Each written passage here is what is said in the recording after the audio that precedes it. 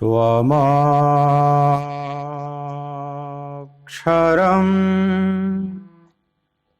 परमं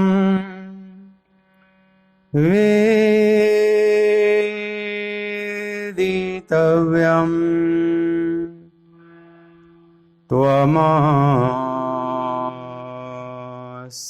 विश्वस्य परं निधानम् त्वमव्ययः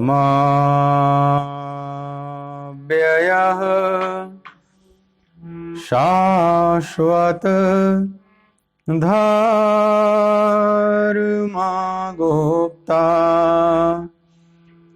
सनातनस्त्वं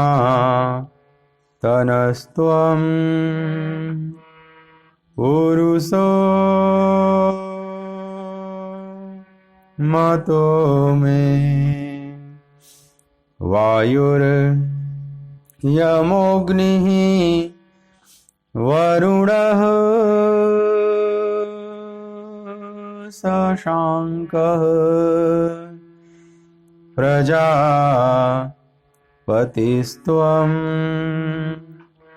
प्रपितामहश्च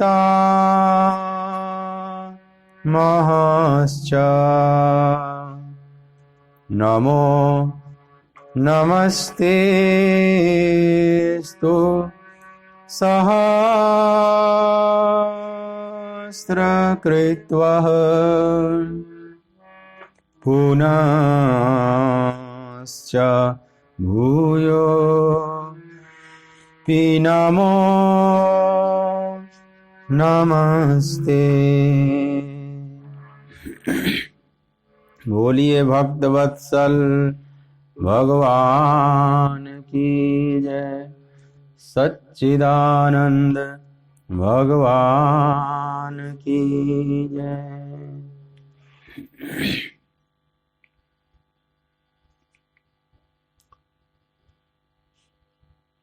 कृष्ण गोविंद गोविंद हे गोपाल नंदलाल, कृष्ण गोविंद गोविंद हे गोपाल नंदलाल, कृष्ण गोविंद गोविंद हे गोपाल नंदलाल, कृष्ण गोविंद गोविंद हे गोपाल नंदलाल, कृष्ण गोविंद गोविंद हे गोपाल नंदलाल, कृष्ण गोविंद गोविंद हे गोपाल नंदलाल।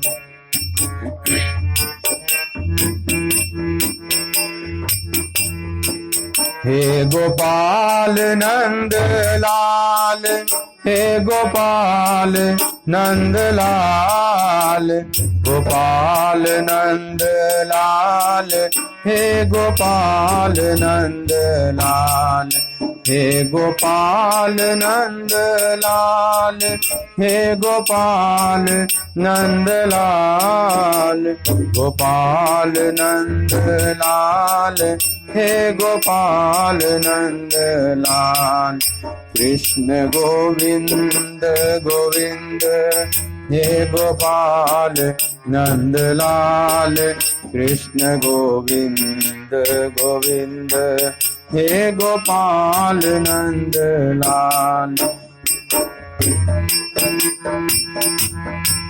हे गोपाल नंदलाल, हे गोपाल नंदलाल, गोपाल नंदलाल, हे गोपाल नंदलाल, हे गोपाल नंदलाल, हे गोपाल नंदलाल, गोपाल नंदलाल, हे गोपाल नंदलाल, कृष्ण गोविंद गोविंद हे गोपाल नंदलाल, कृष्ण गोविंद गोविंद हे गोपाल नंद लाल कृष्ण गोविंद गोविंद हे गोपाल नंद लाल कृष्ण गोविंद गोविंद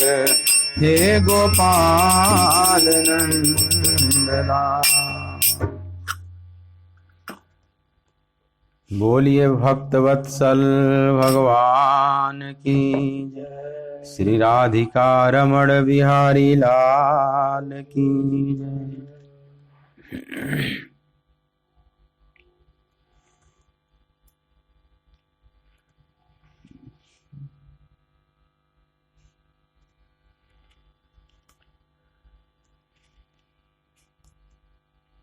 श्रीमद् भगवद गीता ज्ञान यज्ञ के इस मांगलिक सत्संग सत्र में मेरी तरफ से, आराधना कुंज की तरफ से, श्रीधाम वृंदावन की तरफ से आप सभी प्रभु चरण अनुरागी भगवत कथा रस रसिक भक्त वृंदों का हार्दिक स्वागत है। दूसरे अध्याय का 18वां श्लोक, 18th श्लोक मेरे साथ आप सस्वर पाठ करेंगे।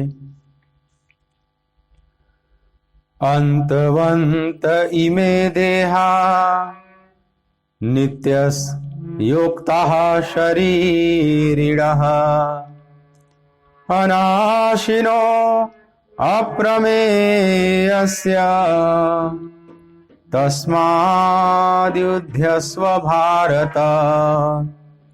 अंतवंत इमे देहा नित्यस योक्ताः शरीरिणः अनाशिनो अप्रमेयस्य तस्माद्युध्यस्व भारत।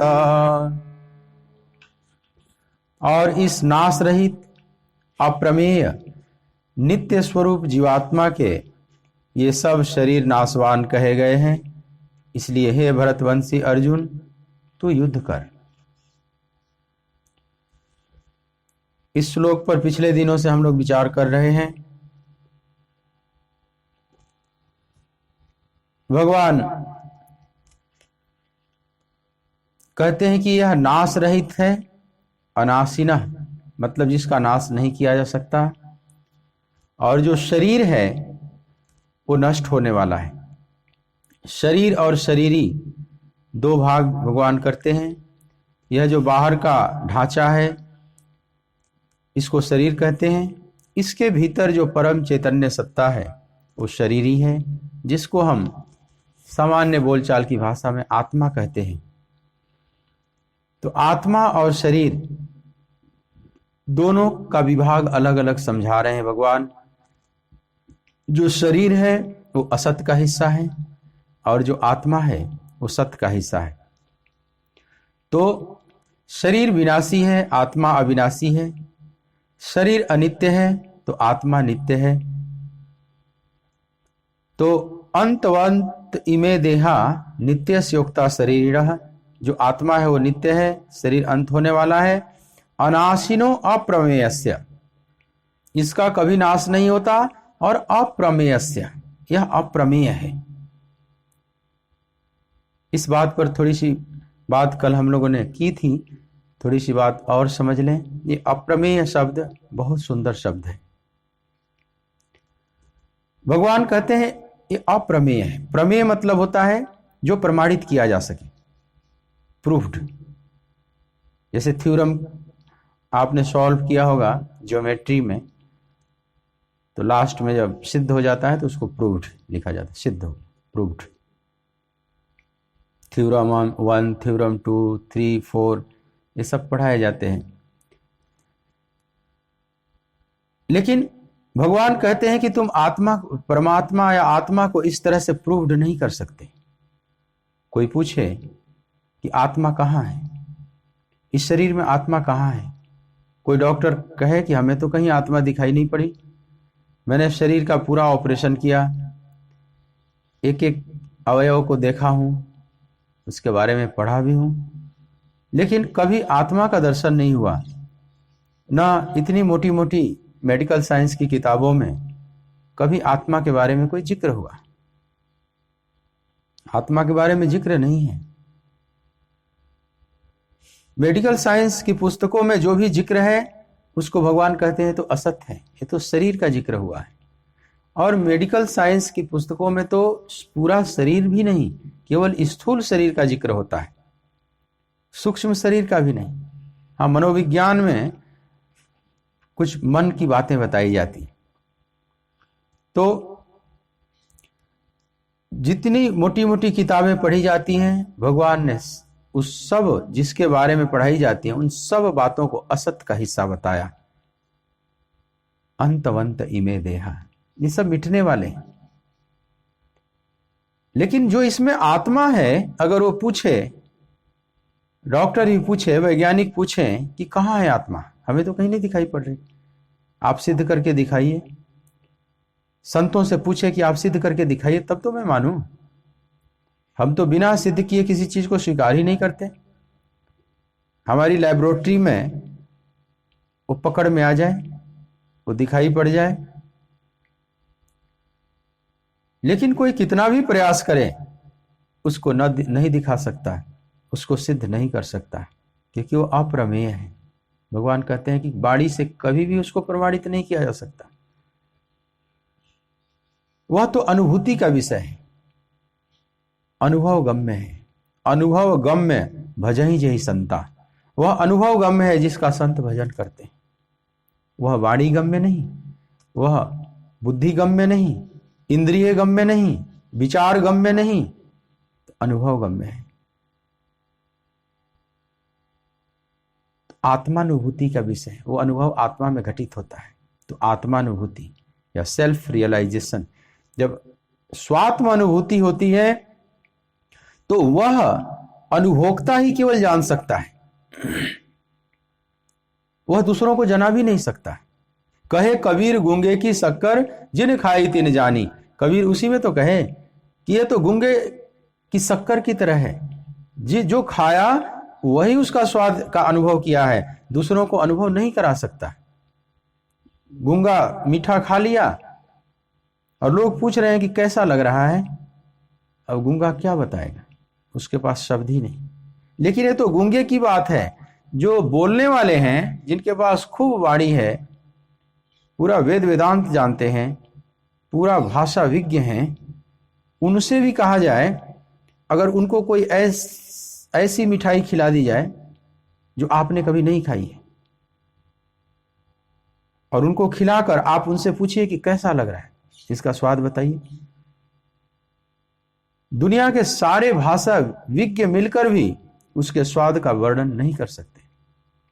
मतलब वो स्वाद कैसा है हूबहू आपके अनुभव में नहीं डाल सकते, शब्दों से नहीं डाल सकते। तो एक ही उपाय है कि आपके मुंह में भी डाल दिया जाए। जब आप भी उस वस्तु को खा लेंगे तो फिर अब आप देखेंगे कि इतने भाषा से समझाया गया, मुझे इतने एंगल से, इतने डायमेंशन से समझाने का प्रयास किया भाषा विज्ञों ने, लेकिन ये जो स्वाद का अनुभव हो रहा है तो अलग ही है। तो आत्मा के बारे में कोई कितना भी बोले, कहे, लिखे, विचार करे, लेकिन उसके बारे में हमें अनुभव नहीं करा सकता। ये तो स्वयं चलकर अनुभव करना होगा। स्वानुभूत सत्य है, स्वयं अनुभव करके उस सत्य को जाना जाता है, और कोई नहीं इसमें जना सकता। हाँ, इशारे कर सकते हैं, बस इशारा। पर इशारे, जैसे चंद्रमा है आकाश में, अब उसको इशारा करके बताया जाता है कि देखो ये चंद्रमा है। जैसे छोटे बच्चे होते हैं तो आप इशारा करते हैं ना कि देखो ये चंद्रमा है। कोई उंगलियों से करता है, तर्जनी से बताता है कि ये चंद्रमा है। कोई आंखों के इशारे से बता देता है, कोई छड़ी से भी बता देगा कि ये चंद्रमा है। अब इशारे करने के जो माध्यम हैं वो तो अलग अलग हो सकते हैं, लेकिन चंद्रमा तो एक ही है। तो जो भी उस आत्मा की तरफ इशारा किया गया ऋषियों द्वारा, वो एक माध्यम है, वह आत्मा नहीं है। बस उस इशारे की तरफ आप दृष्टि जमाएं तो हमारी दृष्टि आत्मा तक पहुंचेगी। अब मान लो कोई इशारा कर रहा है और उस इशारे को ही पकड़ ले, उस तर्जनी को कि कहे कि हाँ ये आत्मा है, तब तो गलत हो गया ना। तर्जनी आत्मा नहीं है, तर्जनी चंद्रमा नहीं है। चंद्रमा की तरफ देखने के लिए दृष्टि तो आपको उठानी पड़ेगी। हाँ, दिखाने वाला एक इशारा कर दिया, इधर है। जितने शास्त्र वेद पुराण हैं सब इशारे हैं, सब तर्जनी की तरह है। तर्जनी उंगली की तरह है, फोर फिंगर जिसको कहते हैं, इसकी तरफ है। तो फोर फिंगर को पकड़कर मत आप बैठ जाइए, फोर फिंगर जिधर इंडिकेट कर रहा है उसको देखिए। भगवान स्वयं गीता में कहेंगे कि उस आत्मा का वर्णन तो मैं भी नहीं कर सकता, पूरे वेद नहीं कर सकते। त्रैगुण्य विषया वेदा निस्त्रैगुण्यो भवार्जुना। हे अर्जुन, ये वेद भी तीनों गुणों तक ही प्रकाश करते हैं। यह भी नेति नेति कह के वहां थक जाते हैं, रुक जाते हैं। जहां श्रुतियों की, वेद की पहुंच नहीं, जहां किसी की भी पहुंच नहीं। तद धाम परमम मम, वह मेरा परम धाम है। पर इसका अनुभव स्वयं करना होगा, कोई करा नहीं सकता, इसलिए अप्रमेय है। कितना भी कोई प्रयास करे, उस इशारे को ही केवल देख सकता है। इशारा जिधर किया जा रहा है उसको समझने के लिए तो खुद दृष्टि उठानी होगी। इसलिए नास्तिक कितना भी प्रमाण मांगता रहे और आस्तिक कितना भी प्रमाण देने का प्रयास करे, बात बनेगी नहीं। कई बार तो नास्तिक ही भारी पड़ता हुआ दिखाई पड़ेगा। लेकिन नास्तिक अगर ये बात कहता है कि हम बिना किसी प्रमाण के किसी चीज को नहीं मान सकते, हम केवल श्रद्धा के आधार पर नहीं मान सकते, तो ऐसी बात नहीं है। जीवन में बहुत कुछ ऐसी बातें हैं जो श्रद्धा से ही माननी पड़ती है। उस आत्मा के बारे में, परम चैतन्य सत्य के बारे में तो श्रद्धा छोड़कर और कोई आधार ही नहीं। जब उसको कोई प्रमाणित करके आपको दिखाई नहीं सकता तो फिर उस परमात्म तत्व का चिंतन आप कैसे करेंगे? तो पहले श्रद्धा को आधार बनाना होगा। किसके प्रति श्रद्धा? उन आर्ष महापुरुषों के प्रति, उन अनुभूत मनुष्यों के प्रति श्रद्धा, उनकी वाणी में श्रद्धा कि इनका जीवन इतना पवित्र है, इतने पाक साफ इनका जीवन है, ये कोई हमें गुमराह नहीं कर सकते। अवश्य ही ये जो बात कह रहे हैं उस बात में दम है। तो मान लो, शुरू में मान लो, पहले मानकर चला जाता है फिर जान लिया जाता है। शुरू में जानकर हम चलेंगे तो फिर चलने के लिए अब शेष भी क्या रह गया? जब आप जान ही लेंगे, परमात्मा प्रमाणित हो गया, आपने देख लिया अपने लेबोरेटरी में हर तरह से, तो अब चलना क्या शेष रहा? अब तो मंजिल मिल गया, फिर तो साधना अब रही नहीं, फिर तो आप सिद्ध हो गए। साधक का मतलब ही होता है जो अभी जानता नहीं लेकिन जानने की चेष्टा कर रहा है, जानने का अभ्यास कर रहा है, प्रयास कर रहा है। वह एक गहरी मुमुक्षा से भरा हुआ है लेकिन अभी जानता नहीं, क्योंकि जान जाएगा तो फिर साधक नहीं, फिर तो सिद्ध हो जाएगा, फिर तो मार्ग नहीं, मंजिल ही शेष रह जाएगा। तो श्रद्धा को आधार बनाना पड़ता है। नास्तिक इस बात पर जब भगवान की बात आती है तो कहते हैं मैं तुम्हारे भगवान को नहीं मानता, मैं किसी आत्मा जैसी चेतन सत्ता को नहीं मानता, मैं तो ये जो जगत दिख रहा है पदार्थ में, मैं तो इसी को सत्य मानता हूं। जब तक तुम दिखा नहीं दोगे, प्रमाणित नहीं कर दोगे भगवान जैसी कोई सत्ता है, तब तक मैं नहीं मानूंगा। मैं केवल श्रद्धा के आधार पर नहीं चलूंगा, श्रद्धा और विश्वास के आधार पर नहीं चलूंगा। तो नास्तिक से आप पूछिए कि जीवन में बहुत कुछ ऐसी चीजें हैं जो आप श्रद्धा के आधार पर ही मान लिए, तो फिर भगवान के संबंध में क्यों इतनी दिक्कत है? उसमें तुम क्यों इतना प्रमाण मांग रहे हो? अब बच्चा जन्म लिया, वो बड़ा हुआ, मान लो नास्तिक हो गया, उससे पूछा जाए कि तुम्हारे माता पिता कौन हैं, तो माता ने जिस पिता को बताया वही बताएगा कि ये मेरे पिता हैं। और माँ कहेगी मैं तुम्हारी माँ हूं, लेकिन इसका प्रमाण तो उसके पास नहीं है। क्या पता ये माँ न हो उसके, कहीं से गोद ले लिया गया हो, कहीं से बदला बदली हो गया हो बच्चा, उसको न बताया गया हो, ऐसा भी तो हो सकता है। या पिता उसके न हो, माँ झूठ बोल रही हो, गलत बता रही हो, कोई और पिता हो।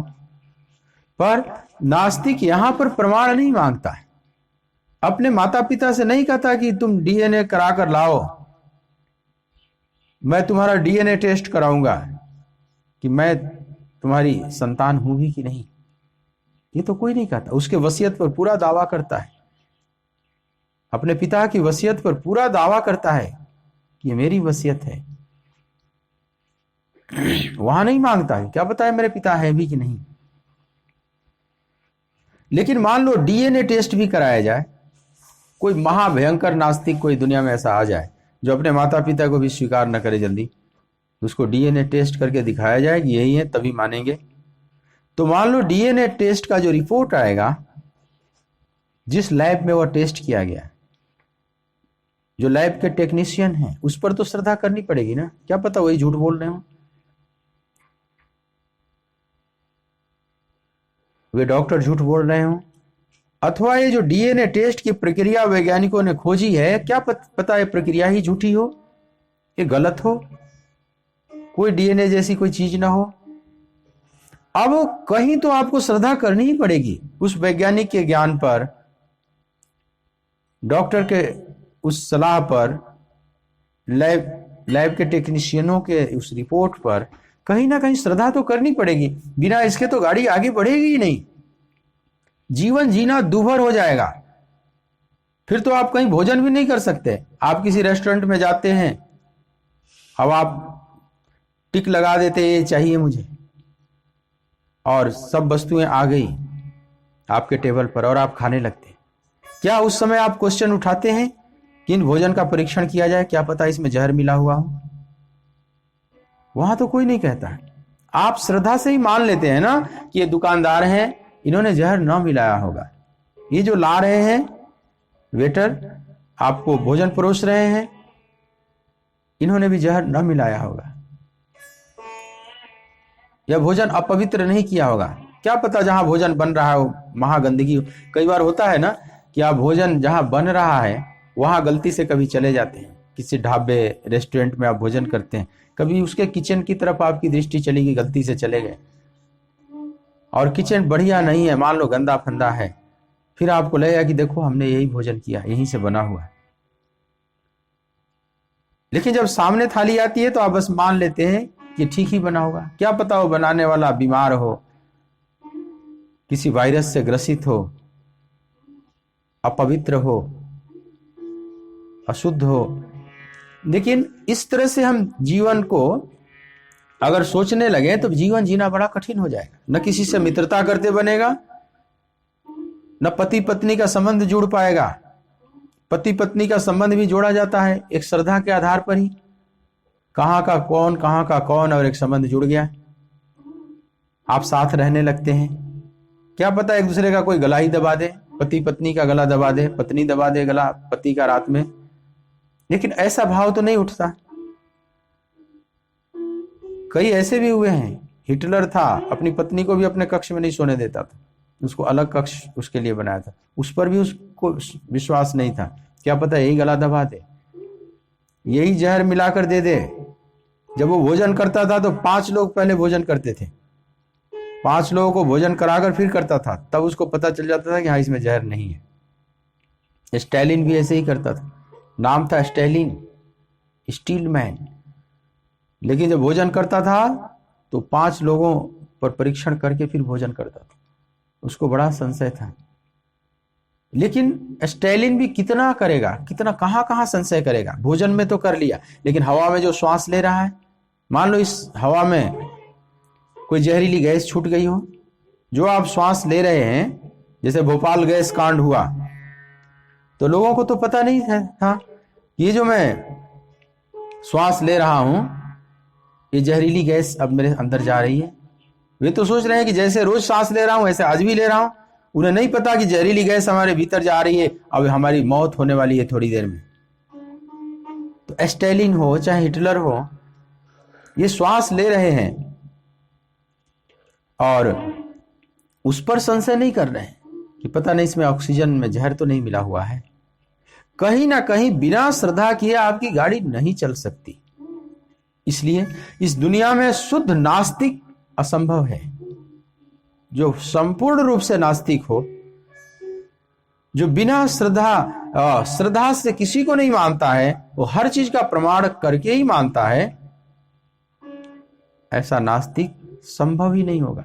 वो असंभव, कहीं ना कहीं उसमें आस्तिकता का एक अंश होता ही है। बस वह जो आस्तिकता का अंश है, जैसे और जगह वो कहीं ना कहीं श्रद्धा कर लिया, उसी तरह से ऋषि मुनियों की वाणी में वो अगर श्रद्धा कर ले तो वही नास्तिक आस्तिक बन जाएगा।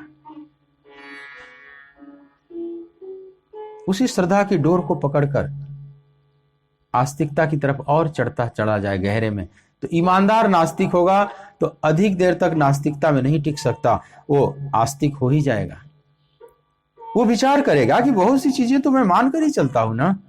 यहां तक कि गणित का सवाल भी बनाया जाता है तो लेट एक्स ऐसे करके आप करते हैं, माना कि ये एक्स रुपीज है, इसकी कीमत वाई रुपीज है, एक्स वाई मानकर और समीकरण आप सॉल्व करते हैं और आंसर भी आ जाता है। वो माना हुआ एक्स वाई और सही उत्तर दे देता है। ऐसे ही माना हुआ वह परमात्मा, ऋषि मुनियों की बाड़ी में श्रद्धा करके माना हुआ वह परमात्मा एक दिन जाना हुआ भी हो जाता है। तो हमें पहले श्रद्धा से आगे बढ़ना है।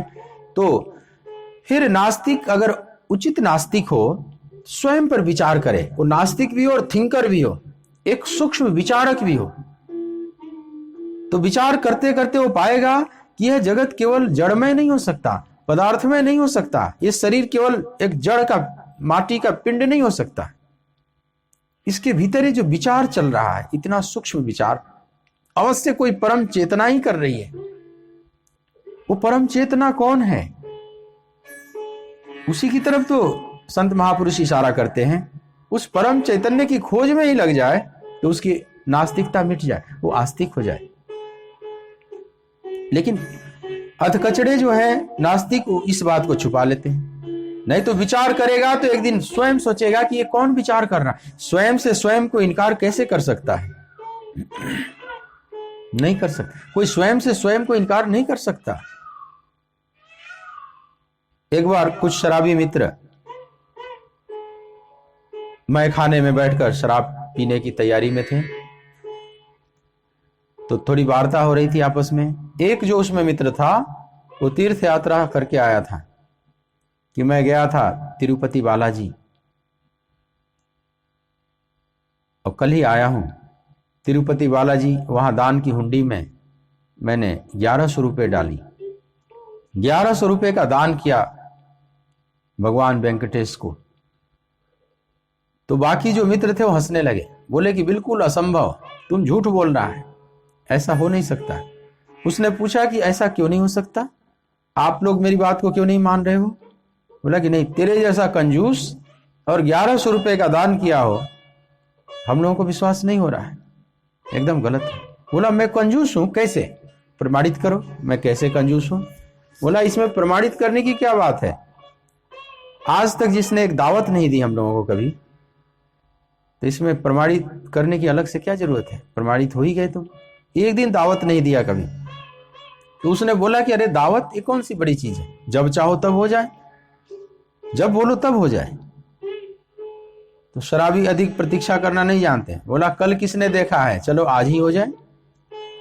अब तो वचनबद्ध हो चुका था, अपने सारे मित्रों के साथ अपने घर पर आ रहा है, घर का दरवाजा बंद है।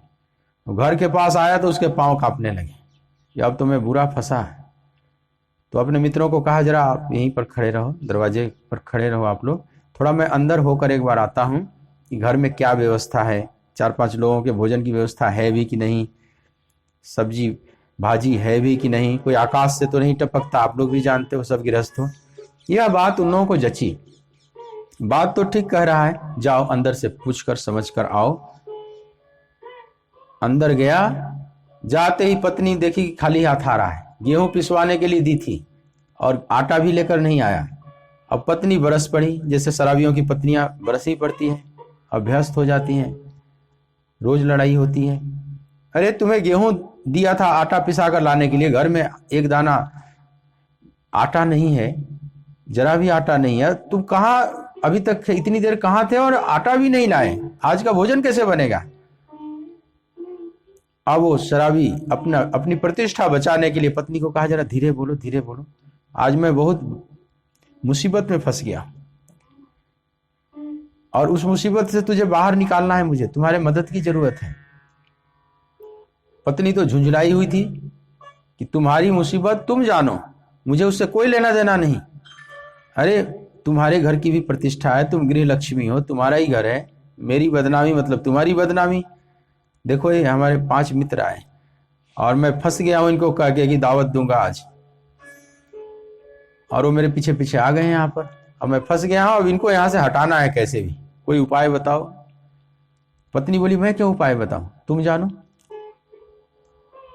तुम जानो, तेरा काम जाने, मैं क्यों उपाय बताऊं। फिर उसने शराबी ने कहा कि देखो एक उपाय है, तुम जाकर दरवाजे पर कह दो कि वो घर पर नहीं है। ये तो कह सकती हो ना। अब पत्नी को अपने इज्जत को बचाना था क्योंकि घर तो उसका ही है, गृह लक्ष्मी है, तो जैसे तैसे राजी हो गई। इन दुष्टों को अब यहाँ से हटाना है। तो दरवाजा खोलती है, कहती हाँ कौन हो तुम लोग, क्यों खड़े हो यहाँ पर। बोले अरे मैं इनके मित्र हैं, हम लोग हैं, जरा उनको बाहर भेजो। पत्नी बोली कि नहीं वो घर पर नहीं है। अरे कैसी बात कर रही हो, मेरे सामने अभी अभी वो घर में गया है और कह रही घर पर नहीं है। पत्नी कह रही है कि नहीं मैं कह रही हूं कि वो घर पर नहीं है, आप लोग जाओ। अब पत्नी और अपने मित्रों के बीच जो वार्ता हो रही है वो खिड़की पर आकर सुन रहा है कि क्या वार्ता हो रही है। वो लोग इस जिद पर है कि नहीं मेरे सामने अभी अभी घर में घुसा है, और पत्नी इस जिद पर अड़ी है कि नहीं वो घर पर नहीं है, तुम लोग जाओ यहां से। एक ही धुन दोनों रटे हुए हैं। तो शराबी सोच रहा है कि पत्नी को और आगे कुछ बोलने नहीं आ रहा है, तो अब उसको रहा नहीं गया, वो खिड़की पर आकर बोलता है कि अरे भाई ये भी तो हो सकता है कि पीछे के दरवाजे से वो निकल गया हो, घर पर नहीं है, पीछे के दरवाजे से भी तो निकल सकता है। अब यह जो व्यक्ति बोल रहा है खुद से कि वो पीछे के दरवाजे से निकल गया है, स्वयं से स्वयं को इनकार कर रहा है। क्या यह संभव है? क्या कोई स्वयं से स्वयं को इनकार कर सकता है? नहीं कर सकता। वैसे ही नास्तिक वहां फंस जाता है, वहां पकड़ा जाएगा। कितना भी कहे कि कोई चेतना जैसी चीज नहीं, ये पदार्थ में जड़ में जगत ही सत्य है, यावत जीवेत सुखम जीवेत ऋणम कृत्वा घृतम पिबेत भस्मीभूतस्य देहस्य पुनरागमनम कुतः। यह कितना भी कहे, लेकिन यह विचार कौन कर रहा है? महाराज चारवाक ने जो बात कही, तो उन चारवाक जी से पूछा जाए, ये जो आपने बढ़िया श्लोक दे दिया और लोगों को समझा रहे हो, इसके पीछे कौन ये विचार कर रहा है? ये कोई जड़ विचार, ये जड़ में जगत विचार कर रहा है, इसके पीछे कोई परम चेतन सत्ता है। चंद्रमा में चांदनी छिटक रही है तो चंद्रमा पर कोई चांदनी फेंक रहा है, कहीं ना कहीं सूर्य की किरणें रिफ्लेक्ट होकर आ रही हैं चांदनी के रूप में। अब चांदनी को ही सत्य मान लो और सूरज को कोई इनकार कर दे, इसलिए ये सूरज नहीं दिखाई पड़ रहा है। मान लो कोई रात में जन्म लिया हो बच्चा और उसकी बुद्धि एकदम से डेवलप हो गई, और उसको बताया जाए वो चांदनी में खेलने लगे, और उसको बताया जाए कि सूरज जैसी कोई सत्ता है, उसी की किरणें छिटक कर यहाँ आ रही है, चंद्रमा की अपनी किरणें नहीं है। वो कहे कि नहीं सूरज तो हमें कोई दिखाई नहीं पड़ रहा है, हमें तो चंद्रमा दिखाई पड़ रहा है, उसके किरणें दिखाई पड़ रही हैं, उसका प्रकाश दिखाई पड़ रहा है, ये सूरज वगैरह सब कपोल कल्पना है।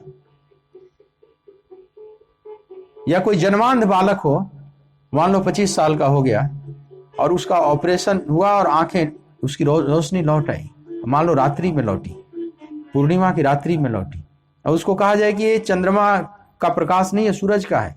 अब सूरज तो उसने देखा नहीं, बोला कि तुम लोग सब ऐसे गोलमाल बातें कर रहे हो, लाओ सूरज को दिखाओ, प्रमाणित करो मेरे सामने, कहाँ है सूरज। अब सूरज को कैसे लाया जा सकता है? सूरज को देखने के लिए उसे पूरी रात प्रतीक्षा करनी पड़ेगी और कोई भी उपाय नहीं है। और उससे पहले जो आंख वाले हैं उनकी बातों में श्रद्धा करनी पड़ेगी, ये जो कह रहे हैं कुछ बात सही ही होगा। सूरज की किरणें ही हैं, चंद्रमा की अपनी कोई किरण नहीं। यह जो मन में विचार चल रहा है, मन बड़ा चेतन लग रहा है, बुद्धि बड़ी चैतन्य दिख रही है, ऋषि मुनि कहते हैं कि सब जड़ है। यह जो चेतना है आत्मा का है, आत्मा की चेतना का प्रकाश इस पर पड़ता है और ये चैतन्य भास रही, वास्तव में कोई भी चेतन नहीं है। पर ये बात हमें समझ में कहाँ आएगी, क्योंकि वो तो दिखाई नहीं पड़ रहा। जो परम चैतन्य सूर्य है वो तो दिखाई नहीं पड़ रहा है, उसके लिए तो पूरी रात प्रतीक्षा करनी पड़ेगी, पूरी रात, जब तक अविद्या की रात न छट जाए। प्रबल अविद्या निशा नशानी, जब तक अविद्या रूपी रात्रि नष्ट नहीं हो जाती तब तक कोई परमात्मा रूपी सूर्य का दर्शन नहीं कर सकता। अविद्या में उसको दिखाने का कोई उपाय नहीं। तो धैर्य से प्रतीक्षा करें। श्रद्धालु साधक धैर्य से प्रतीक्षा करता है। रात के बाद होगा सवेरा, देख ना हो अगर दिन सुनहरा, तो तुझको फूलों पे चलने से पहले तुझको कांटों पे चलना पड़ेगा। परमात्मा रूपी फूल प्राप्त करने से पहले तुझे कांटों का सामना करना होगा। रात के बाद होगा सवेरा, रात के बाद होगा सवेरा, देखना हो अगर दिन सुनहरा। रात के बाद होगा सवेरा, देखना हो अगर दिन सुनहरा, तो तुझको फूलों पे चलने से पहले, तुझको फूलों पे चलने से पहले, तुझको कांटों पे चलना पड़ेगा, पड़ेगा तुझको कांटों पे चलना पड़ेगा। तो एक लंबी प्रतीक्षा और उसका माध्यम मात्र श्रद्धा ही है। इसीलिए गीता में भगवान श्रद्धा पर बहुत जोर देंगे। ये श्रद्धा शब्द इस अप्रमेयम को समझने के लिए बहुत जरूरी है। एक तरफ अप्रमेयम है वो परमात्मा और दूसरी तरफ श्रद्धा, इन दोनों को समझना ठीक से। श्रद्धा की इतनी जिक्र किया है कृष्ण ने गीता में कि श्रद्धावान लभते ज्ञानम, और एक अध्याय का नाम ही है श्रद्धा त्रय विभाग योगो नाम, सप्तदशो अध्याय। जो सेकंड लास्ट चैप्टर है गीता का 17वां अध्याय, उसका नाम है श्रद्धा त्रय विभाग योगो नाम। सोचो इस श्रद्धा पर कितना भगवान का जोड़ है। तो गीता में जगह जगह इस शब्द की चर्चा भगवान क्यों कर रहे हैं? क्योंकि जानते हैं कि साधक के लिए यही एक संबल है। जे श्रद्धा संबल रहिता, मानसकार भी कहते हैं, जीन ही न प्रिय रघुनाथ। जे श्रद्धा संबल रहिता, जीन ही न प्रिय रघुनाथ। जिसे भगवान प्रिय नहीं है, श्रद्धा का अभी संबल आधार नहीं है, तो क्या करेगा? वो कैसे यात्रा करेगा? तो श्रद्धावान लभते गया। वान माने जिस पर आप सवार हो, जैसे गाड़ीवान, कोचवान, पीलवान, ऐसे श्रद्धावान। मतलब श्रद्धा के वाहन पर सवार होइए और वो परमात्मा रूपी मंजिल तक पहुंचाएगी। और अश्रद्धालु के लिए भी बात कहते हैं कि अश्रद्धया हुतम दत्तम तपस्तप्तम कृतम चयत असत इत उच्यते पार्थ न च तत्प्रीत्य नोह। हे पार्थ, जो अश्रद्धालु हैं उनका कोई भी कार्य सिद्ध नहीं होता। किया गया हवन, जपा हुआ जप, दिया हुआ दान अथवा कोई भी किया हुआ कर्म सब मिथ्या हो जाता, असत हो जाता। असत, असत इति उच्यते पा। जिस सत असत की बात भगवान करते हैं, तो अश्रद्धालु का हर कृत्य असत हो जाएगा। वो करता हुआ दिख रहा है, कर्म का रूपरेखा दिख रहा है, लेकिन वो कर्म परिणाम नहीं लाएगा, उससे परिणाम नहीं आएगा। जैसे कोई रेत को पेर कर कोई तेल निकालना चाहे नहीं निकाल सकता, पानी को मथ कर कोई मक्खन निकालना चाहे नहीं निकाल सकता। ऐसे ही जे श्रद्धा संबल रहित, जो श्रद्धा संबल से रहित है वह, ओके लिखिएगा फिर, तो वे नहीं जान सकते, नहीं उस परमात्मा को प्राप्त कर सकते, क्योंकि वो अप्रमेयम है, अनडिफाइंड है, अनडिफाइंड, अपरिभाषित। यह शब्द जो भगवान ने एक बोल दिया अप्रमेयम, इस शब्द को ठहर के जरा विचार करने जैसा है। अप्रमेयम शब्द जब समझ जाओगे तो बार बार परमात्मा को समझने के लिए मुड़ नहीं मारेंगे आप। बस ऋषियों ने जो बात कही उसको आप मान लिए। भगवान बुद्ध कहते थे कि तुम इन प्रश्नों को मत करो, आत्मा है कि नहीं, परमात्मा है कि नहीं, कैसा है, कैसा स्वरूप है उसका, बंद करो ये बात। मैं नहीं बता सकता और कोई भी नहीं बता सकता। अगर कोई बताने का दावा करता है तो नासमझ है। जिन देखा तिन कहा नहीं, कहा सो देखा नाही, रहीमन बात अगम की कहन सुनन को नाही। ये कहने सुनने में बात नहीं। तो क्या बुद्ध बताते थे? साधना की बात करते थे। कहते थे मैं साधना की बात करूंगा, तुम साधना के विषय में कुछ पूछो, साध्य के बारे में मत पूछो।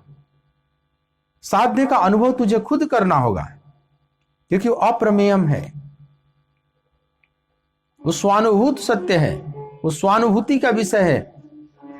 वह किसी के बताने से बात नहीं समझ में आए। लाख कबीरदास ने कहा है ना कि 7 समद को मसी करो, लेखन सब बन राय, धरती सब कागज करो, हरिगुण लिखा न जाए। उस परमात्मा को सिद्ध करने के लिए अगर कोई चाहे पूरी पृथ्वी को कागज बना दे, पूरे समुद्र को स्याही बना दे, पूरे पेड़ पौधों की लकड़ियों को लेकर कलम बना दे, लेकिन फिर भी नहीं लिख सकता। गुरु नानक देव कहते हैं जपजी साहब में कि शेष नाग के 1000 फन हैं, 1000 मुख हैं, और अपने हजारों मुख से हजारों वर्ष तक गाते रहे भगवान की गाथा को, फिर भी वो गा नहीं सकते। सरस्वती पूरी अपनी विद्या लगा दे गाने में, वो गा नहीं सकती। वो अनंत है, वो अनिर्वचनीय है। तो शेष नाग के 1000 फन भी क्या कर लेंगे, हजारों वर्ष गा के भी क्या कर लेंगे। तो अप्रमेयम, इसलिए परमात्मा को सिद्ध करना हमारे लिए जरूरी नहीं, जो संत हैं उनकी वाणी में श्रद्धा करना जरूरी है, और इस श्रद्धा का वाहन अंत में वहां पहुंचा देगा। तो जैसे हम अपने माता पिता की बात पर विश्वास कर लेते हैं, श्रद्धा कर लेते हैं कि माँ ने ठीक ही बोला होगा, मेरे पिता हैं, मैं तुम्हारी माँ हूं, हम मान लेते हैं बिना किसी तर्क कुतर्क के। उसी तरह से हमारे माता पिता से तो श्रेष्ठ ही हैं वे संत महापुरुष। कोई आदि शंकराचार्य कह रहे हैं, कोई भगवान बुद्ध कह रहे हैं, कोई ठाकुर रामकृष्ण परमहंस देव कह रहे हैं, कोई नानक कबीर कह रहे हैं, कोई मीरा चैतन्य कह रहे हैं, कोई शुक्रात क्राइस्ट और लाओ त्से कह रहे हैं। तो इनकी बातों में हमें श्रद्धा करनी होगी, क्योंकि इनका जीवन इतना पवित्र है कि ये व्यक्ति गुमराह करने जैसा तो नहीं दिख रहे। बस इतना ही करना है, नहीं तो भगवान यहाँ कहते हैं कि वैसे कोई सिद्ध नहीं। अर्जुन भी प्रमाण मांगे कृष्ण से कि क्या प्रमाण है जिस सत्य की बात आप कर रहे हैं, उस आत्मा की बात कर रहे हैं कि इन शरीरों के भीतर कोई आत्मा जैसी चीज है। इस भीष्म द्रोण जिनके शरीरों को लेकर मैं बहुत विषादग्रस्त हो गया हूं, और आप कह रहे हैं कि ये वो नहीं है जो तुम्हें दिखाई पड़ रहे हैं, जो हैं वे तुझे दिखाई नहीं पड़ रहे हैं, और वो है आत्मा, वो है देही, वो है शरीरी। अर्जुन मांगे प्रमाण की वो दिखाइए मेरे को, तो भगवान कहते हैं कि नहीं दिखा सकता, अप्रमेय, वह वाणी का विषय नहीं, वो सिद्ध नहीं किया जा सकता। इतना कहने के बाद तुरंत भगवान एक बात कहते हैं, तस्मात् युद्धस्य भारत, हे भारत इसलिए तू युद्ध कर। एक बड़ी मतलब विचित्र बात यहां लगती है कि कृष्ण इतने सूक्ष्म बातों को कहते हुए एकदम ये स्थूल बात पर क्यों आ गए कि तस्मात् युद्धस्य भारत। आओ इस श्लोक के सौंदर्य को फिर से देखो, 18वें श्लोक का फिर से गायन करो मेरे साथ।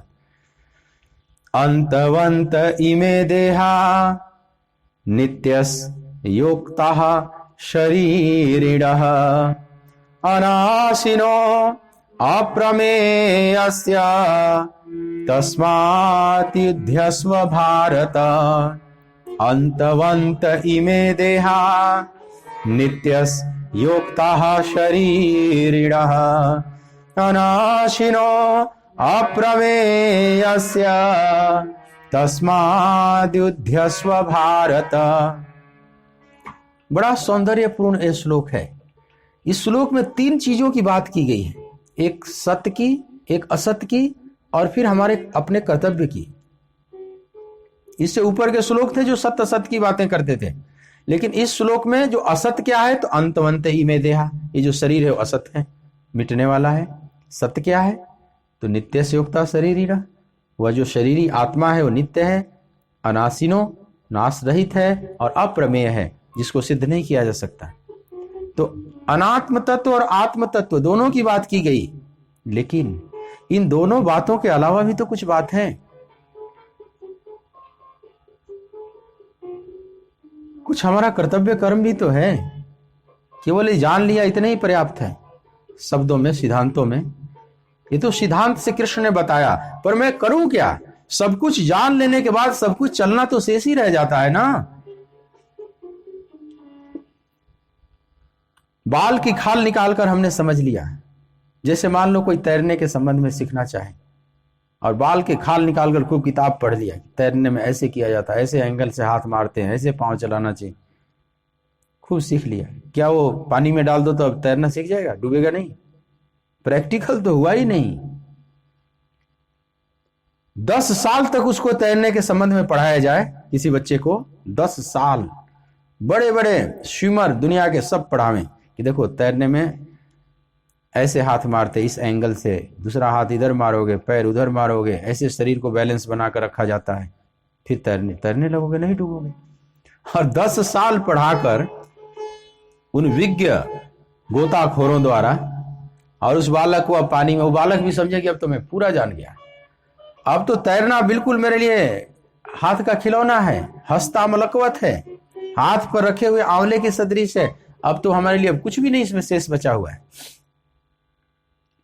और बड़े उत्साह के साथ वो किसी स्विमिंग पूल में गया, सब हजारों लोग देख रहे हैं कि 10 साल का ये सिद्धांत पढ़ा है और उसको पानी में अब डाला जाए, सब एंगल जान रहा है, सब गोताखोर उसको निर्देश भी दे रहे हैं कि ध्यान रखना, वो सब कुछ बोला, मुझे सब याद है, मैं अब बिल्कुल नहीं डूबूंगा, और पानी में छोड़ते ही वो गच डूब जाएगा।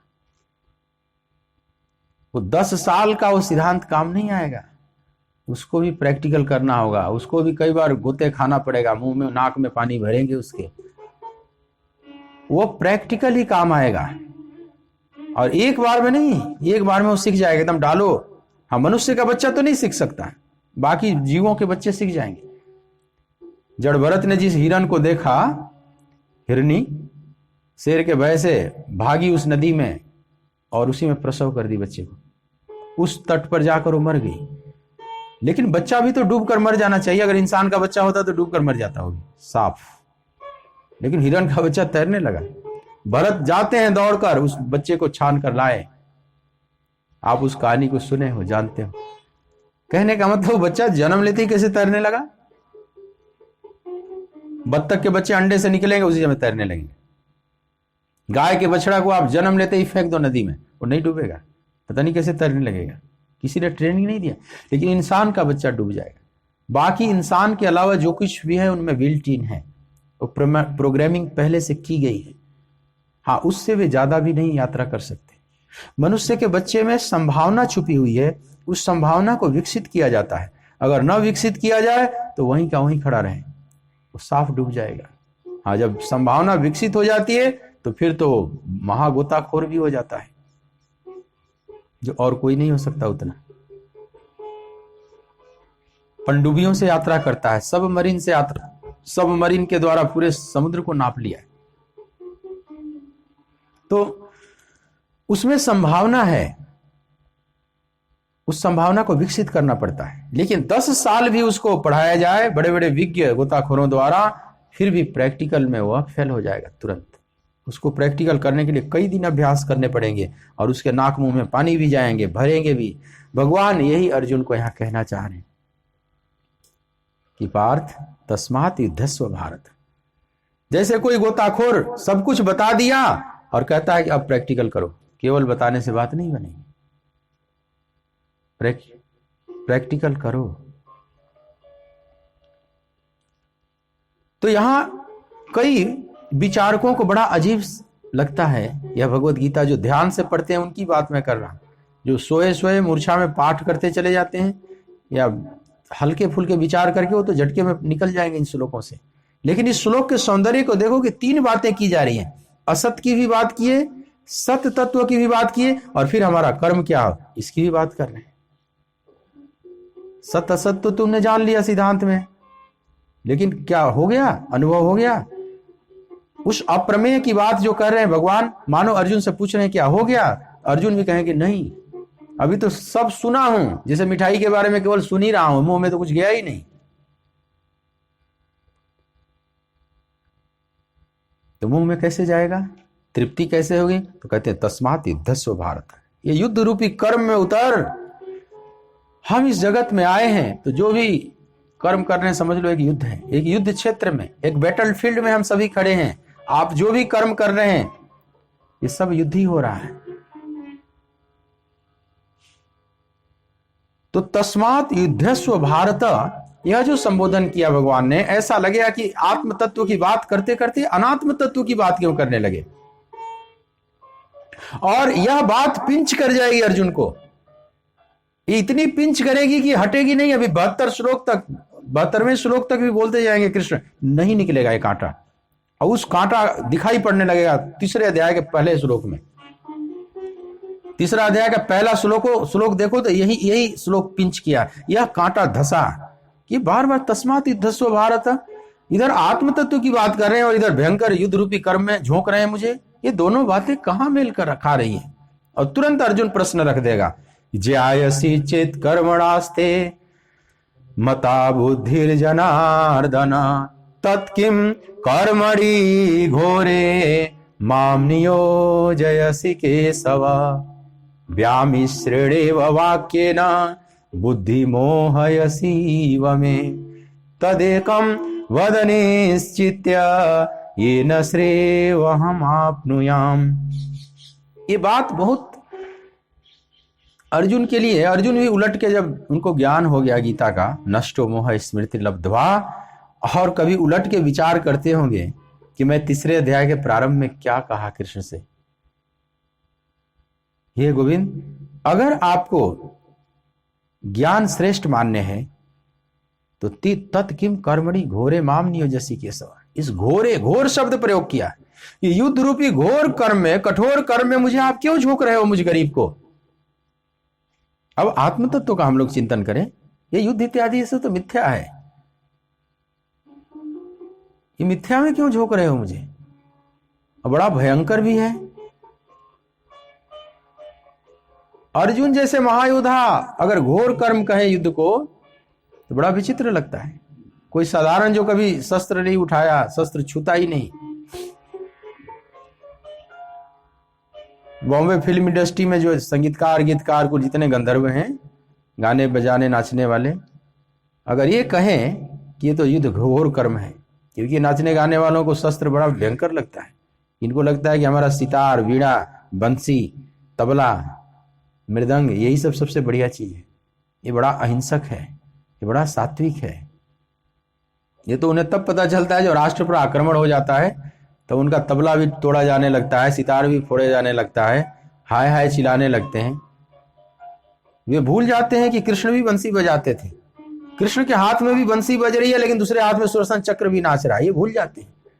वो बंसी वाले कृष्ण को तो आदर्श बना लेते हैं, बोल बंसी वाले की जय, लेकिन सुदर्शन चक्र वाले की जय कौन बोलेगा? कृष्ण कहते हैं कि वो तो बंसी मैंने बस 11-12 साल तक बजाई थी वृंदावन में, बाकी समय तो सुदर्शन चक्र की भाषा में ही बात करनी पड़ी। और जहां सुदर्शन बंसी की भाषा में बात की है उस ब्रज में, वहां भी असुरों का अंत तो करते ही रहे। 7 दिन में ही पुतना आ गई, उसी समय से चल रहा है क्रम। तो जो केवल वंशी देखते हैं, यथार्थ को नहीं देख पाते, जीवन को एक झरोखे से देखते हैं। जैसे मान लो आकाश देखना हो और आप अपने कमरे में बैठकर और अपने खिड़की से देख रहे हैं आकाश को, और आकाश का वर्णन कर रहे हैं। तो आप जितने भाग को देख रहे हैं उतने भाग का वर्णन करेंगे ना। और मान लो आपको कमरे से निकाल कर आपको छत पर बैठा दिया जाए, खुले आकाश पूरा, ये पूरा चंदोआ आपको दिखाई पड़ रहा है, तो जो कमरे से आपने आकाश देखा, जितने तारों को देखा, और खुले आकाश में आप जो तारों को देख रहे हैं, दोनों की अनुभूति में कितना अंतर है। तो कृष्ण को देखना होगा तो पूरे खुले आकाश में उतर कर देखो, वंशीधारी कृष्ण को भी देखना, माखन चोर को भी देखना, रास बिहारी को भी देखना, वृंदावन बिहारी को भी देखना, जमुना तीर वनचारी को भी देखना, और सुदर्शन चक्रधारी को भी देखना, अर्जुन के रथ हाँकते हुए उस सारथी के रूप में भी देखना, गीता का ज्ञान देते हुए भी देखना कि एक हाथ में कर्म का बागडोर संभाले हुए गोविंद और दूसरे हाथ में गीता का चाबुक पकड़े हुए गीता का ज्ञान का उपदेश दे रहा है। ये कितना जबरदस्त काम है। गीता जैसा ज्ञान, इसी गीता ज्ञान को सुनाने के लिए बड़े बड़े मंच बनाए जाते हैं, सिंहासन बनाए जाते हैं, उस पर उसके व्यास पीठ पर वक्ता का पूजन करके बैठाया जाता है और चरणों में बैठकर, नीचे बैठकर सब लोग पान करते हैं उस कथामृत का। लेकिन जरा सोचो, जिस गीता का ज्ञान कृष्ण ने दिया वो अर्जुन से नीचे बैठे हुए, और अर्जुन के आगे बैठे हुए हैं, पीठ की तरफ अर्जुन बैठे हुए हैं। ऐसा श्रोता वक्ता कभी देखे हो? श्रोता वक्ता आमने सामने होते हैं ना, यहां सब उल्टा है। वक्ता का मुंह उधर है, वक्ता का जिधर पीठ है श्रोता का उधर मुंह है, और श्रोता भी रूठा हुआ बैठा है जाकर पीछे, धनुष बाण सब फेंक कर बैठा हुआ है। वो संकेत दे दिया है, मैंने अपने कर्म का मार्ग तय कर लिया है, मुझे क्या करना है। धनुष बाण फेंकने का मतलब तय हो गया, एक इंडिकेट कर दिया कृष्ण की तरफ कि मैंने निर्णय ले लिया मुझे क्या करना है। श्रेयो भोक्तुम भैक्षम पीय लोके, मैं भिक्षा मांग कर जीवन निर्वाह कर लेना श्रेष्ठ समझता हूं।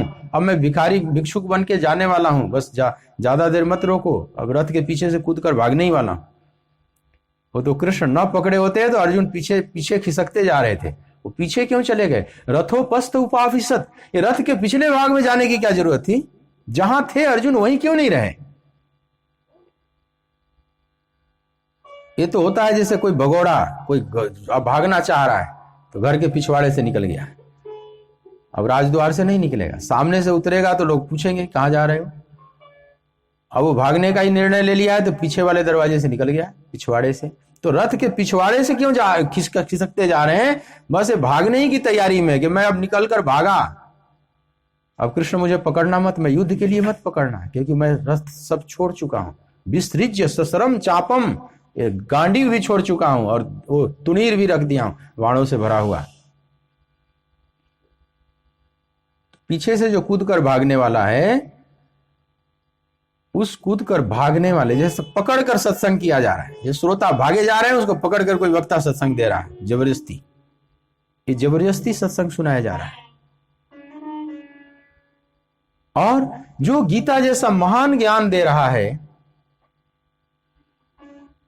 जिसकी ज्ञान देकर कई लोग गीता मनीषी कहलाते हैं, गीता मनीषी का तगमा ले लेते हैं, और वो खुद गीता का मनीषी जो ज्ञान दे रहा है आत्म तत्व का, उसके स्वरूप को जरा देखो। घोड़े का लगाम भी पकड़े हुए हैं, चाबुक भी है हाथ में, और इधर उलटकर ज्ञान भी दे रहा है। क्या कभी ऐसा वक्ता आपने देखा है पूरे इतिहास के पन्नों में कि जो आत्म तत्व का ज्ञान भी दे रहा हो और घोड़ा भी चला रहा हो, सेवा भी कर रहा हो? सेवक स्वामी को उपदेश दे रहा है, सारथी रथी को उपदेश दे रहा है, वो नीचे बैठा है, सारथी का आसन नीचे होता है। भगवान कृष्ण अपने जीवन से एक महान संदेश दे रहे हैं मानवता को कि ऐ मानव, अगर तुझे किसी चीज का बोध हो जाए तो इतने अहंकार से मत फूल जाना कि तुम्हें सब वो व्यवस्था मिलेगी तभी उस ज्ञान को दोगे।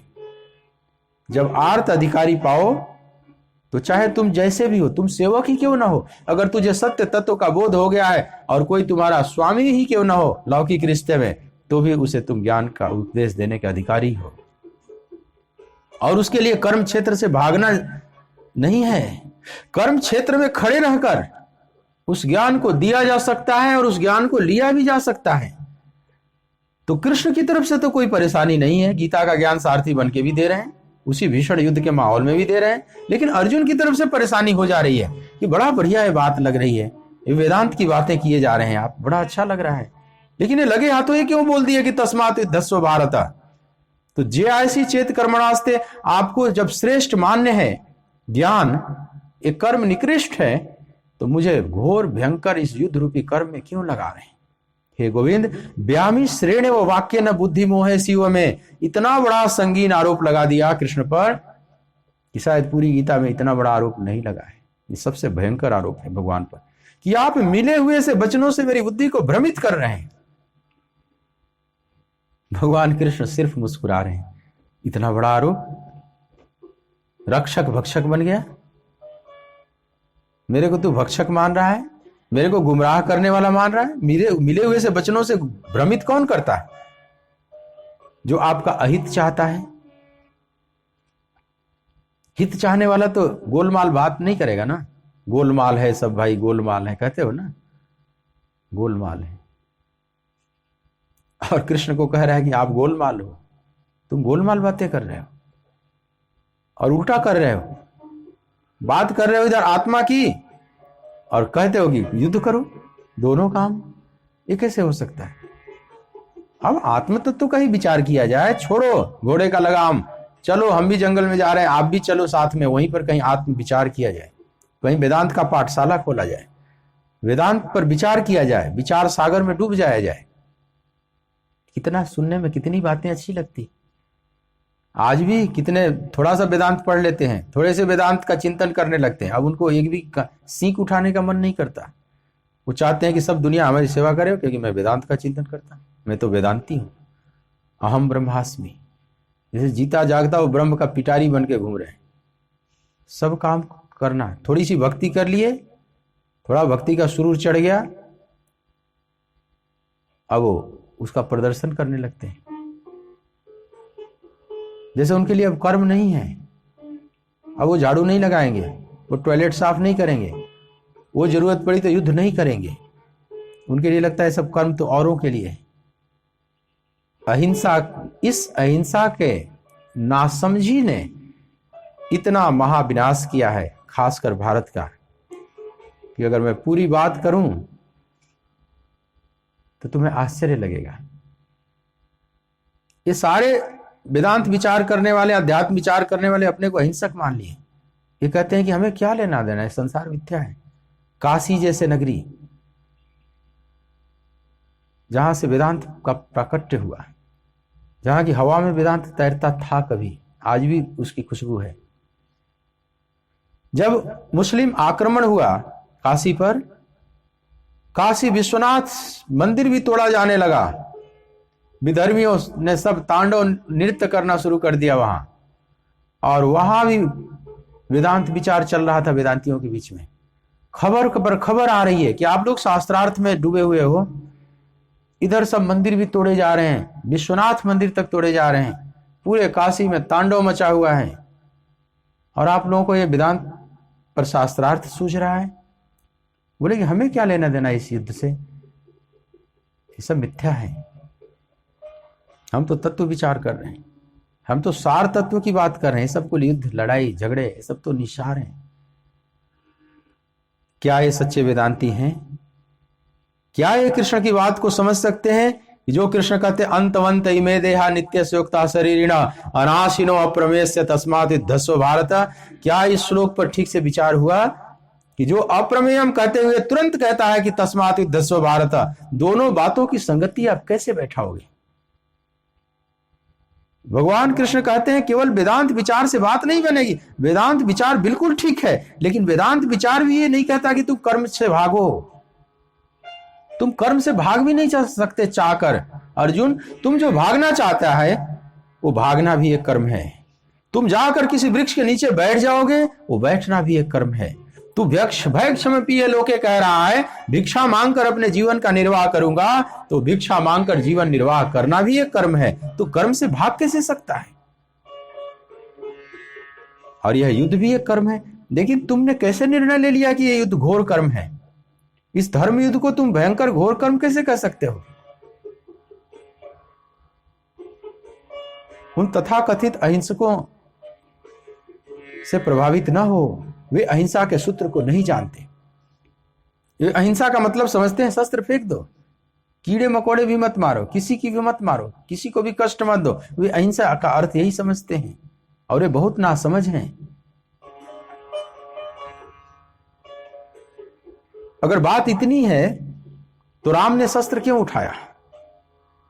राम ने शस्त्र क्या उठाया? राम का चित्र ही नहीं बनता बिना शस्त्र के। मैंने तो आज तक देखा ही नहीं राम के हाथ में धनुष बाण न हो। दिखा दो। मैंने कनक भवन में देखा है अयोध्या के, जहां बालक राम बैठे, मैंने देखा वहां भी सोने का धनुष लेकर बैठे हुए। मैंने कहा एक बालक राम भी धनुष लेकर बैठे हुए, क्या इतनी अवस्था में भी धनुष चलाते बाण रखते थे? और तुलसीदास जी खूब लिखते चले जा रहे हैं, श्री रामचंद्र कृपालु भजमन हरण भव भय दारुणम नव कंज लोचन कंज मुख कर कंज पद कंजारुणम कंदर्प अगणित छब अमित छवि नव नील नीरज सुंजना सुंदरम आजानु भुज सर चाप धर संग्राम जित खर दूषणम। जो नवकंज लोचन कंज मुख कर कंज पद कंज, क्या सुंदर अलंकार का प्रयोग किया है। कैसे है राम? तो नवकंज लोचन, नया कमल जैसे खिला हुआ कमल है नया, ऐसी आंखें हैं। नवकंज लोचन कंज मुख, और पूरा मुख जैसे सुंदर कमल की तरह। करकंज, उनके जो हाथ हैं बिल्कुल कमल की तरह हैं।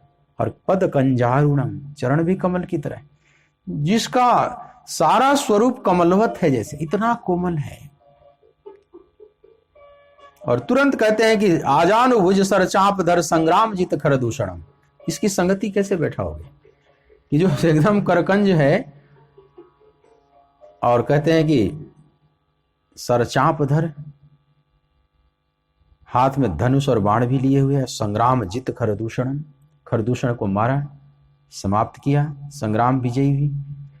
इन दोनों का समन्वय कर लेंगे आप तो आप भगवत गीता को समझ जाएंगे। वही कृष्ण की बात है। धनुष भी है, बंसी भी है, सुदर्शन चक्र भी है। और राम के इस स्वरूप को कृष्ण ने बड़ा सम्मान दिया है। अपने 10वें अध्याय में जब भगवान अपनी विभूतियों की बात कहते हैं तो कहते हैं कि राम शस्त्र भृतामहम्, पार्थ मैं शस्त्रधारियों में राम हूं।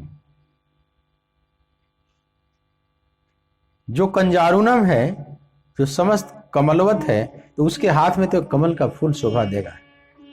राम के हाथ में धनुष बाण की जगह एक सुंदर कमल का फूल पकड़ा दो, जैसे अजंता की गुफाओं में चित्रित किए गए हैं बुद्ध, भगवान बुद्ध के हाथ में से एक सुंदर कमल है। ऐसे ही राम का व्यक्तित्व तो मिलता है बुद्ध से। तो राम के हाथ में एक सुंदर कोमल कमल तो समझ में आएगा, लेकिन तुलसीदास जी सब कमल से उपमा देते हुए कहते हैं कि नहीं, सरचाप धर खरदूषणम, यह आजानुभुज जो है हाथ में धनुष बाण लिए हुए। भाई इतना जो कोमल है वो हाथ में धनुष बाण क्यों लिए? और कृष्ण उसको कहते हैं कि यही मैं हूं, रामः शस्त्र भृतामहम्।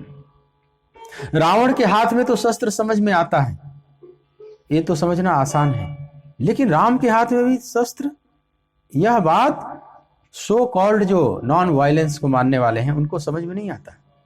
तथा कथित अहिंसावादियों को बिल्कुल ये बात समझ में नहीं आती। इसलिए कृष्ण को कई बार नरक में डाल दिया कि कृष्ण नरक में जाएंगे। इन्हीं ने शस्त्र उठवाया अर्जुन से। कितनी सुंदर बात कहते हुए ये क्या कर दिए कि शस्त्र तस्मात् युद्धस्व भारत, तुम युद्ध के लिए खड़ा हो। ये बड़े बड़े को परेशानी में डाल दिया श्लोक। मैं गांधी की टीका पढ़ रहा था, मोहनदास करमचंद गांधी, जिसको आप बापू कहते हो। इन्होंने गीता से बड़ा प्रेम किया, गीता को माता कहते थे, सदा ही गीता रखे। मैंने देखा कि गांधी तो बड़े अहिंसावादी अपने को कहते हैं। दे दी हमें आजादी बिना खड़ग बिना ढाल, साबरमती के संत तूने कर दिया कमाल। वे जो हुतात्माएं हैं, आजादी के नाम पर कितने आहुतियां दी गई। जनरल डायर की गोलियों से जो भूने गए जलियांवाला बाग में जो लोग, अगर उनकी आत्मा ये सुनती होगी कि दे दी हमें आजादी बिना खड़ग बिना ढाल, अगर भगत सिंह कहीं बैठकर सुनते होंगे, चंद्रशेखर आजाद ये सुनते होंगे गीत, अगर सुभाष चंद्र बोस कहीं सुनते होंगे, खुदीराम बोस सुनते होंगे कि दे दी हमें आजादी बिना खड़ग बिना ढाल, साबरमती के संत तूने कर दिया कमाल, तो वे लोग क्या सोचते होंगे कि मैंने जो खड़ग ढाल उठाया, चंद्रशेखर आजाद क्या सोचते होंगे, जो मैंने पिस्तौल रखा था साथ में, क्या ये सब हिंसा है? जनरल डायर की गोलियों से जो भूने गए लोग और फांसी पर चढ़े कितने, माए रंग दे बसंती चोला, क्या वे सब ये सोचते होंगे कि हमने हिंसा किया? भगत सिंह ने जो असेंबली में बम चढ़ाया, जिसको आज पार्लियामेंट कहते हैं, उस समय असेंबली कहलाता था, उसमें उन्होंने बम फोड़ा, तो क्या भगत सिंह की आत्मा अपने ग्लानि से भरी होगी कि मैंने हिंसा का कर्म किया? क्या आजादी केवल खड़ग ढाल रहित मिली है? सारा श्रेय उनको चला जाता है जो खड़ग ढाल नहीं उठाए। हम लोग सब बेकार और हिंसक हो गए, महापापी हो गए, आतंकवादी हो गए, उग्रवादी हो गए, मिलिटेंसी हमने किया है? नहीं, इन सबके सहयोग से आजादी मिली। आसुरी शक्तियों को मिटाने में इन लोगों का बड़ा सहयोग रहा है, लेकिन श्रेय किसी एक को नहीं दिया जा सकता। तो जो गांधी एकदम शस्त्र नहीं छूने के पक्ष में हैं, और वे गांधी गीता को इतना मानते हैं, गीता पर टीकाएं भी लिखते हैं, तो मैंने सोचा कि गांधी क्या यहां पर टीका करते हैं, तस्मात् उद्यस्व भारत की बात क्या करते हैं, कैसे व्याख्या करते हैं, या और आगे जगह जगह ये बात आएगी, तस्मात् उत्तिष्ठ कौन्तेय युद्धाय कृत निश्चय, ये बार बार कुल बात कहेंगे कृष्ण, एक बार नहीं अनेक बार, और सूक्ष्म बातें करते करते ये सब बातें रख देंगे। तो गांधी को मैंने देखा कि कैसे इस बात से यहां पर संगति बैठाते हैं अपनी बात से, तो गांधी बड़े कुशलता से निकल जाते हैं, बुद्धि का चतुराई दिखाते हैं, कहते हैं कि नहीं, ये बाहर के युद्ध की बात कृष्ण नहीं कह रहे, ये कह रहे हैं भीतर के युद्ध की बात। हर व्यक्ति के भीतर में दैवी और आसुरी वृत्तियों का संघर्ष है, तो अर्जुन को कह रहे हैं तुम अपने दैवी वृत्तियों के द्वारा आसुरी वृत्तियों को मार, उससे युद्ध कर। ये बाहर का युद्ध तो प्रतीकात्मक है, सिंबॉलिक है, मेटाफोरिक है। गांधी बड़े कुशलता से कह के निकल जाते हैं। पूरे महाभारत युद्ध को वे सिंबॉलिक बताते हैं, ये मेटाफर है, ये प्रतीकात्मक युद्ध है। लेकिन ये सब बचने का तरीका है। अगर आपको नहीं आ रहा है, समझ में नहीं आ रही है अहिंसा, तो तुम तोड़ मड़ोड़ कर पूरे महाभारत को आप एक प्रतीक कथा के रूप में कैसे कर सकते हैं, जो आज उसका प्रमाण है, महाभारत युद्ध का भी प्रमाण है, उसको आप केवल प्रतीकात्मक कथा नहीं कर सकते।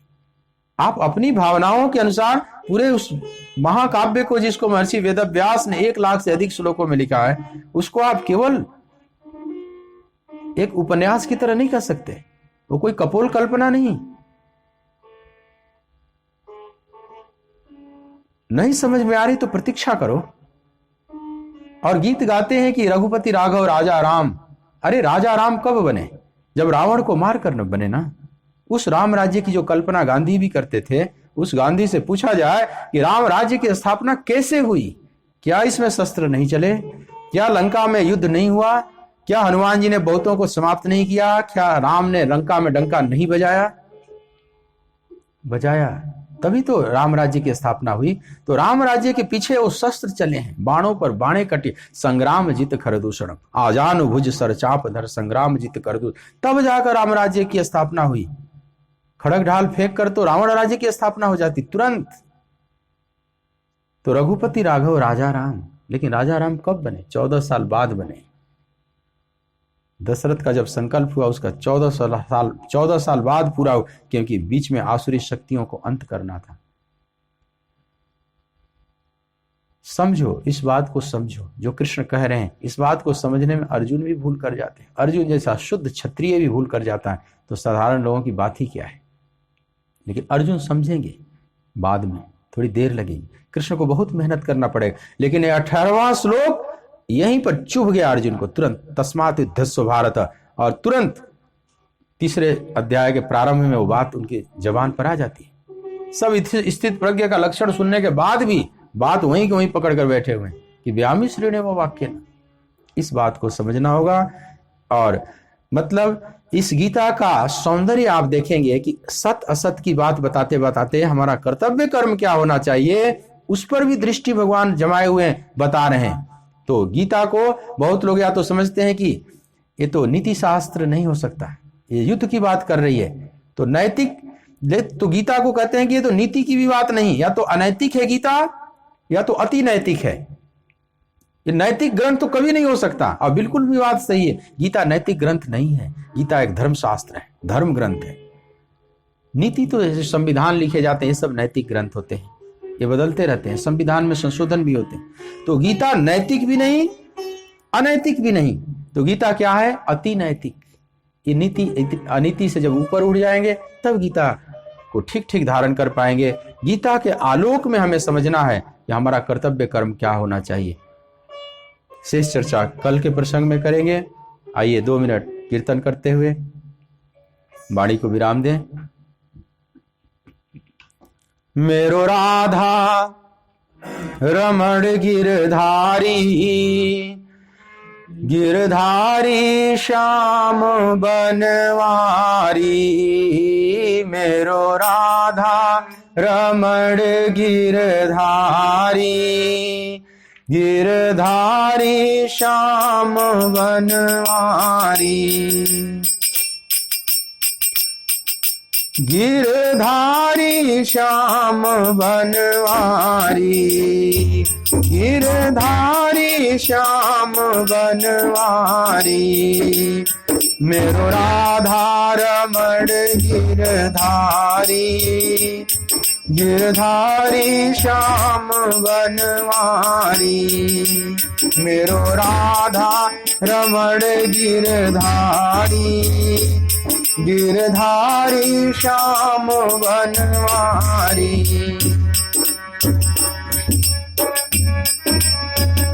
मेरो राधा रमण, मेरो राधा रमण, मेरो राधा रमण, मेरो राधा रमण, मेरो राधा रमण, मेरो राधा रमण, मेरो राधा रमण, मेरो राधा रमण, मेरो राधा रमण, मेरो राधा रमण, मेरो राधा रमण। गिरधारी, गिरधारी श्याम बनवारी। मेरो राधा रमण गिरधारी, गिरधारी श्याम बनवारी। बोलिए भक्तवत्सल भगवान की जय, सच्चिदानंद भगवान की जय। ओ